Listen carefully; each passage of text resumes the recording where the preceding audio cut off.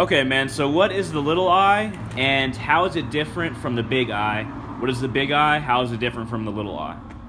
The big eye is pure consciousness, awareness of your present moment, of what you're doing right now. Nothing else. So it's basically being instead of classifying separation? Exactly. Okay. So, and the little eye is your ego, how you think the world is, how the world exists in your trained eye.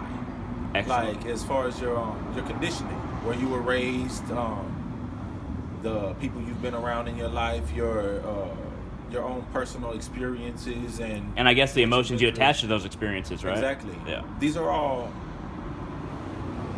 I'd hate to say they're fantasy because people might take it wrong, but in all actuality, they only live in your mind.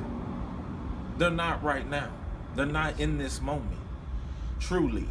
So basically the past and the present, they don't truly exist. They don't exist at all. Excellent. They never have. So it's just always right now. Yeah, so just our conception of it exists. Right. Yeah. In your mind. Yeah. That's where our suffering comes from. It comes from your past, and it comes from how you perceive you want your future to be or not to be. That's where disappointment comes from. When you try to project something out into the future that's not real. And reality catches up with something that's not real and proves it false. And it's heartbreaking to the one who the projection is on to, the little eye. Yeah.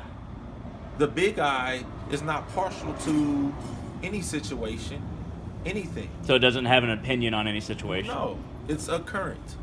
It's like a current. Like I said before, it's like you have a string of Christmas lights. Mm-hmm. You have blue ones, you have red ones, you have green ones, all the colors of the rainbow. They're flickering at different speeds. They're shining different colors. It's like as if the small eye is like if a blue one was talking to a yellow one and say, you're different from me because of the glass that's on you and the way that you're flickering. So, like, do you think that doesn't just apply to race, but it applies to belief too, right? Everything. It applies to everything. Because what we're doing is we're focused on something that doesn't exist. Future, past, relationships, things that are mental. You know what I'm saying? Yeah. And we're not looking back and seeing the string that holds us together, holds everybody in existence. Like I said, the Christmas lights. Yes. They're not looking back and seeing that cord, that current that's flowing through all of them, allowing them to exist. That is the big eye. It isn't partial. It doesn't have a personality. It is all personalities. I can totally It understand is all that. functioning. It is all Functioning together, because when you take out one Christmas light or one, section of the Christmas, cord, you could It say. jumps and it goes to the other section. Yep. The current is ever flowing. This is the everlasting life that the Bible speaks about. The Bible and other, spiritual texts. Yeah, the everlasting life. When you take the metaphysical. See, what it is people think that the everlasting life is your little eye surviving the body and the mind's death. Yeah. It's not. Who you personally are is not going to survive the destruction of the mind, because it's a fluctuating thing anyways. Because who you think you are now and who you thought you was when you was a teenager is a total different scenario. Yes. But there was one thing there when you was a teenager and now that has always been the same, and that's that sense of I. That's that basic